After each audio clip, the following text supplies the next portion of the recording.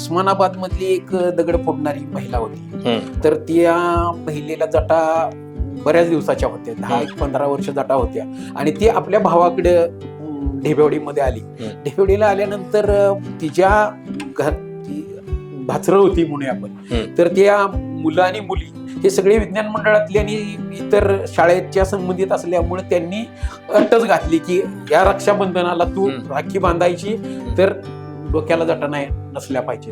मग ती नाही होय करत होती. मग त्यावेळी आम्ही ज्यावेळी तिच्या घरी समजावून घ्यायला गेलो तिला आणि समजावून सांगायला गेलो, तर त्या कालावधीमध्ये तिने सांगितलं की माझ्या जटा सोडवायला अशीच 2 माणसं ह्याच्यामध्ये आली होती उस्मानाबाद मध्ये.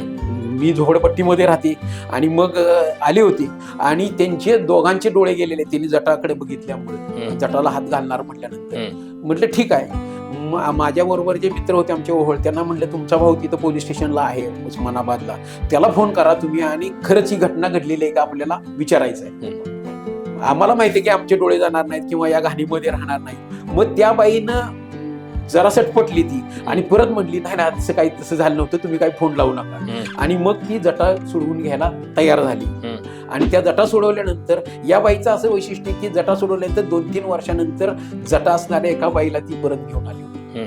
आणि मग ज्या बाईच्या जटा सोडवल्या भावानं दिली रक्षाबंधनाची भेट, असं ते टायटल करून आम्ही त्या बातम्या पण प्रकाशित केल्या होत्या की दुसऱ्याला पण कळलं पाहिजे की भावानं त्याच्यासाठी काय केलेलं आहे.